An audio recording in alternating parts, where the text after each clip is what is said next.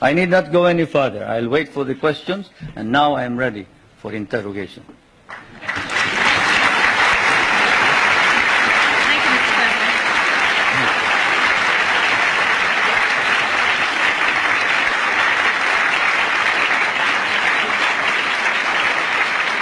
Thank you, Mr. President. Please give us details on your meeting with President Reagan. Did you seek any firm commitments? Did you get them? Well, a firm commitment as to when we are going to review the basis, yes. A firm commitment that a mechanism be set for the study of our economic problems, yes. Because, as you know, the reason we have a deficit in our balance of payments is the commodity prices went down because of your domestic deflationary policies, your interest rates. But all of this can be worked out, and so it has been agreed. Secretary Reagan of the Treasury is going to meet with our foreign minister, who is also prime minister, regularly. The next meeting is next November, I think. So we have worked that out. The national security matters will be worked out by the defense minister. The two defense ministers are also meeting in November. Those are the specific ones. We have also entered into a tax agreement and air agreement. This afternoon, tomorrow, there will be some kind of agricultural agreement. As you know, we have one of the most modern and biggest concentration of agricultural and natural scientists in Asia. This is in Los Baños, the University of the Philippines. And we have biogenetics, we have plant engineering, we have, name it. You remember that the International Rice and Research Institute is based there, and that it was the one that produced the new type of rice which produced the rice green revolution. And we help your scientists produce the corn that can fight mildew. When your scientists could not produce it, we did. That center is going to be developed. We are also hoping to be able to exchange technology on non-conventional energy and other matters. It has been reported that your government will seek $2 billion in rent from the U.S. for the Philippine bases. Is this an accurate report? No, it is not. We have never talked about figures. Louder and clearer. We can understand the question. The question was, is it correct that we have demanded $2 billion in the rent? The answer is no. We haven't quoted any figure.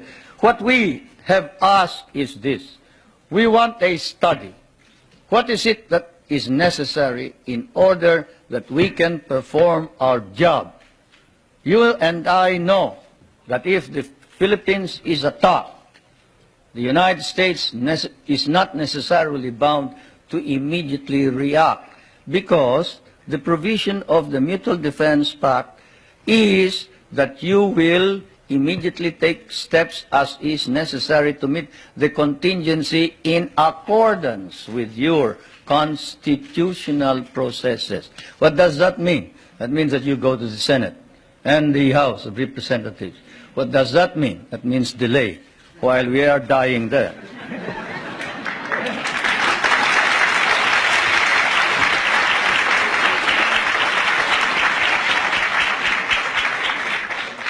Most of our allies in Europe, concerned about resisting communism, give the U.S. free bases and even share the cost.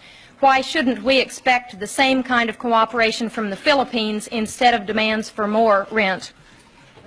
Well, for one thing, you haven't exactly paid for what we lost in the last war. If we must make an accounting, 75% of our cities were devastated in the last war. We lost 1 million men. Shall I quote you the statements of Roosevelt and MacArthur that every Carabao will be paid for? Shall I tell you that the veterans who were inducted into the USAF, the United States Armed Forces of the Philippines, of the Far East, your armed forces, were paid only 1/2 the salary of your soldiers? Shall I tell you that We almost turned communists because you refused to recognize us. Shall I tell you that I had a difficult time stopping my guerrillas, 25,000 of them from joining the communists, because precisely you sort of forgot that we had done the fighting for you, you know, and we were parts of your armed forces.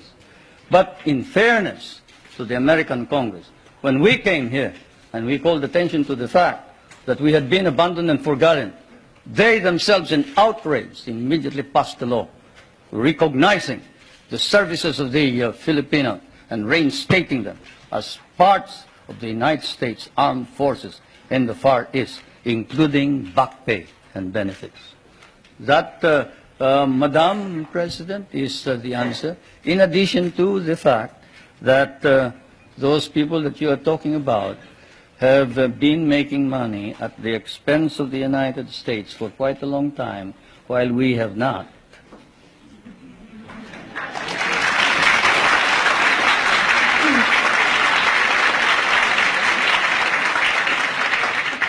After the attack on Pearl Harbor, U.S. bases in the Philippines could not be defended. Why should we expect that in another war these bases would be more reliable? That's one of the questions that I wanted to find out.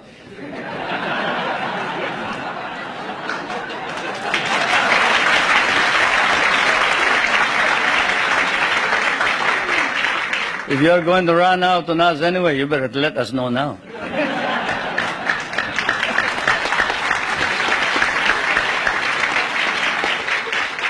Is it true President Reagan has not raised with you any concern about repression and human rights?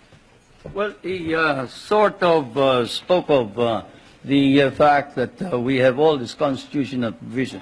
But we did speak of the fact that we must maintain and enhance human rights in general.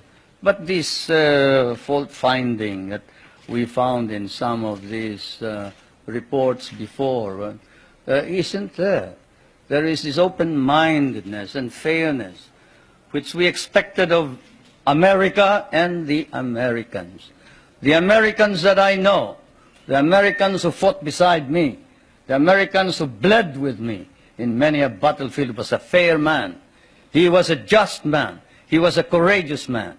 He was a man who saw right and did right. And it is not fair to accuse the Philippines of any violation of human rights when there has been no violation.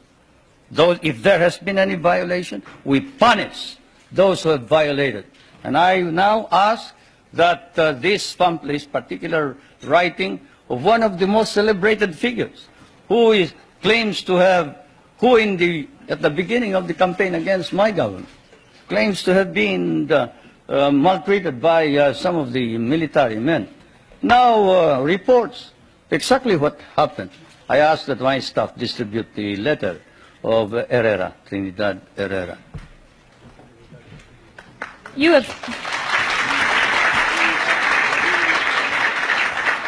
have indicated that the allegations about political repression and human rights are overblown. How then do you explain the findings of the international independent group Amnesty International, which documented cases of torture, disappearances, and illegal detention?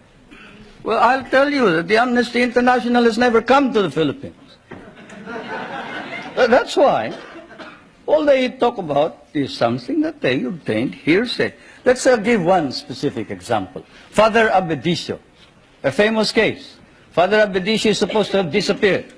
He is a member of the clergy in the Philippines. He's a Filipino. He disappeared and we couldn't locate him. Not even my best intelligence officers could locate him. And what did we discover after 6 months? We discovered he had run away with somebody who claimed to be a nun, and he was in Germany. How do you like that? And we got blamed for it. We got blamed for it. That's it. That's how the Amnesty International has been reporting all this thing. This questioner says, I have been in Manila and talked with both Filipino and U.S. businessmen. They say the Philippines are the most corrupt nation in the Association of Southeast Asian Nations, and that your wife's nickname is Miss 10%. Will you comment? They must mistake us for another nation. He must have been living in the bar. Because I can tell you, there is this man, Justice Pamaran, whom I just introduced to you. He is the ombudsman. You who know what an ombudsman is, knows exactly what he can do. He doesn't wait for evidence. Any rumor whatsoever, and he investigates it. You talk about my wife. Not that I would like to defend her. She can defend herself any time. She's quite capable. But perhaps that statement was said of another First Lady, not my wife. Certainly not my wife. Perhaps I can tell you that the property of the Marcoses has been brought into a blind trust. And not a 2020 blind trust either. It's a real blind trust. And we don't know exactly how that blind trust operates the property. The only property that we have control of are two or three houses, one in the province of Ilocos Norte, no, two in the province of Leyte, and one in Manila, 5. Then the schooling for the children, up to possibly a doctorate. Beyond that, all income goes into the Marcos Foundation, which is the foundation that embraces all property. Do you think that if there was any corruption by the Marcos family, that we can maintain the present prestige and leadership of the Marcoses in the Philippines? What do you think the Filipinos are? They are a very literate people. Literacy in the Philippines has increased up to 90% nationwide, and in Manila it is 100% literacy. And if there was any indication whatsoever of any of these corruption that you talk about, and whoever said that sounds like he has been in the wrong company. Probably the guys that he was working with may have been engaged in corruption. I'd like to know who they are. Then we'll go after them. But I can assure you, if any public official engages in corruption, he will land in jail. That is definite. What do you say to critics who say your health is poor and you won't be around very long, but your wife may be? Anybody want to try me in the ring?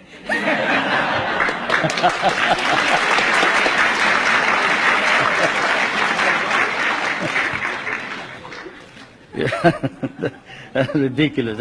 I refuse to answer questions like that.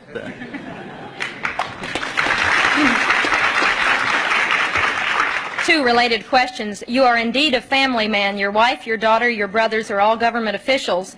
Do you think the next president of your country will be a Marcos, and would you like for your wife to succeed you as president? No. The problem here, of course, is that one, you do not understand Philippine politics. You see, first of all, my brother, did you say my brother was governor? Government officials. My brother volunteered his services for Medicare. Did you want him to withdraw his voluntary services as a medical officer?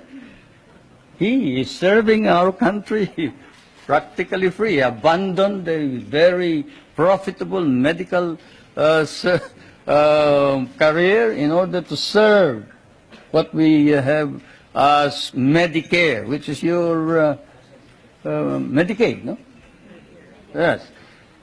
He is not a government official by any means. This is a voluntary organization. My wife was elected. He was elected because the candidates wanted to include her. They wanted somebody to carry them. Minister Romulo will tell you that without the support of the governor, who happens to be well liked by the people of Manila, they probably wouldn't have won in the last elections. It's just a matter of helping out. in the political campaign. My daughter is the voluntary head of a group of village leaders. That is not a political organization. That's not a government organization. This is an association of young kids who are organized in order that they can help each other. Kabataan Barangay.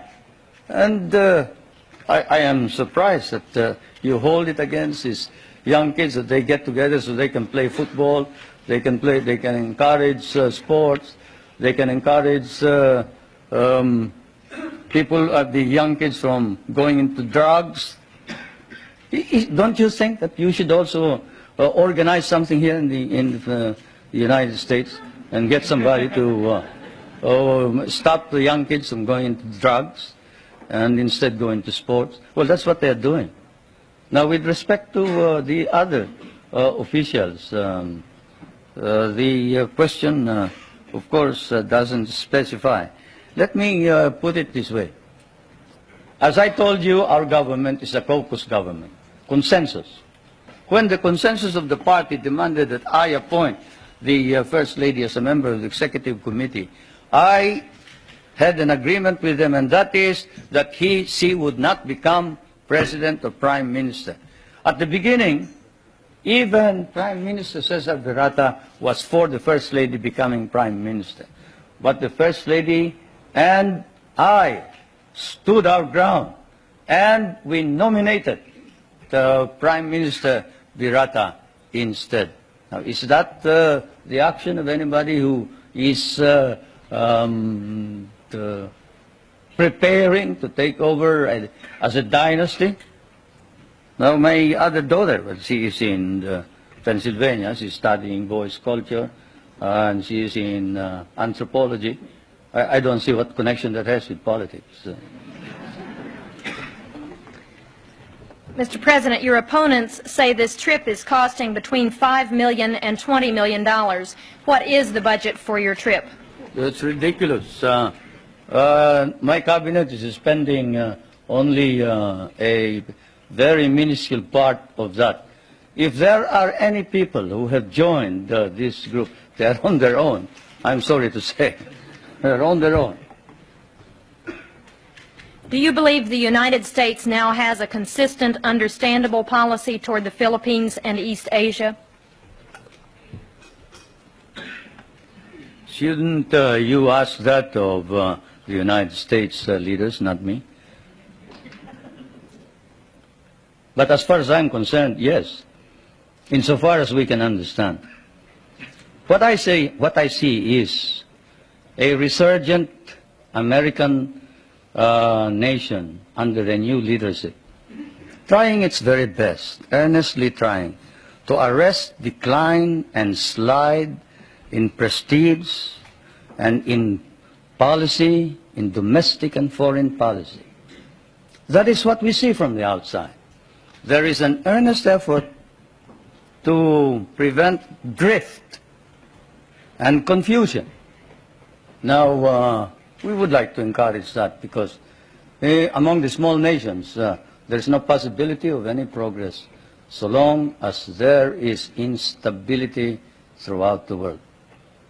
And so, as I said last night, what I see now, 16 years after my last visit, actually my last visit was when I came to participate in the memorial services of President Eisenhower in 1969. Not 1966, 1969. And, but what I see here is while in the past America was in the dark, and there were doubts and misgivings. There were fears that you were tiring, you were weary, you doubted your own strength, you didn't know where you were going. But now there is hope, and the phenomenon is what we see is an America emerging out of the shadows. It's still partly in the shadows, but it's trying to emerge. And certainly under the leadership of President Reagan, it's trying to organize an integrated, understandable foreign policy. And that's what we see.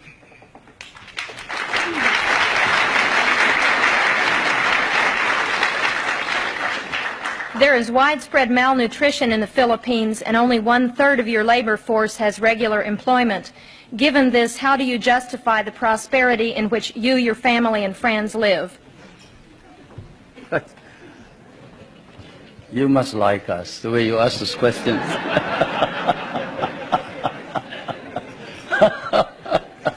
Anyway, I don't know where you get your figures, but the unemployment figure in the Philippines is 4%. I don't know what's yours. I do know what's yours. But have you heard of the KKK, not the Ku Klux Klan, but we have a program which harnesses the energies of those who are half employed, like those who are in the farms.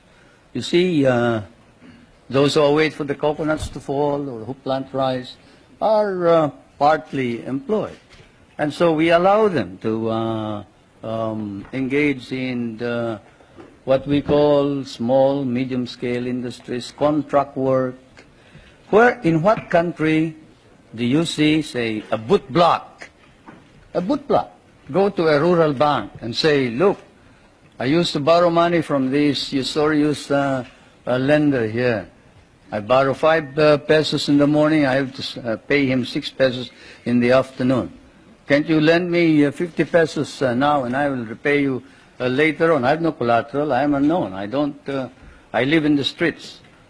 And in what country will you see the rural bank lend this boot block money after looking at his shoe shine stand and gathering all the other shoe shine boys and putting them to work and getting them to repay this indebtedness, not in a week, but perhaps even in a day?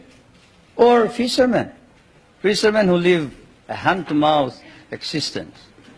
Even here, in your prosperous United States, can a poor fisherman go to a bank and borrow money on his name, on his signature? He cannot. But here in the Philippines, he can. A poor fisherman can go to the bank and say, look, I live in so-and-so, and the chairman of my village can certify that I am a poor fisherman. And I would like to organize a group. Can you lend us 5,000 so I can buy a motor, I can buy a net, I can buy a small boat, and we can improve our earnings. And under our laws, we have set aside funds which then are lent out. And we have been able to lend out about 1,200,000,000 pesos under this scheme, and they have been repaid. They have been repaid, and that's the worst part about it, isn't it? Many people don't believe it, but they have been repaid. And so we have a situation where the work ethic has been encouraged. We tell everybody, you don't plant rice, you don't eat rice. You don't work, you don't get anything. But you work. We'll give you the wherewithal. We'll give you the funds. We'll teach you how to work if necessary.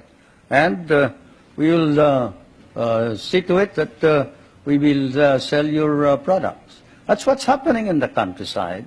Not all this talk about corruption and this ridiculous statements about people in government enriching themselves.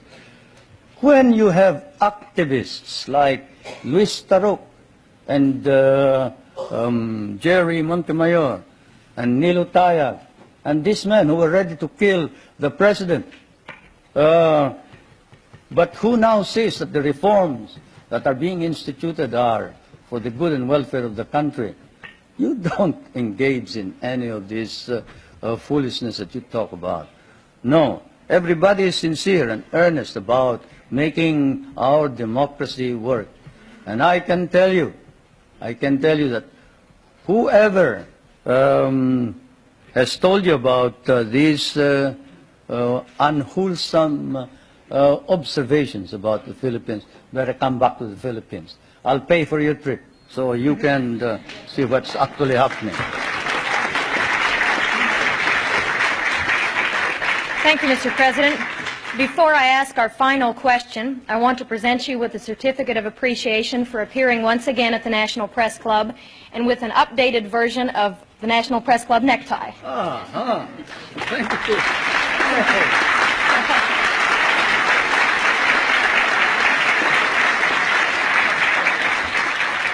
And now our last question. Is it really true, as your biography states, that you were born in a thunderstorm? How should I know? But my mother says so, yes. My mother says so, and I guess if you can't believe your mother, whom will you believe, huh?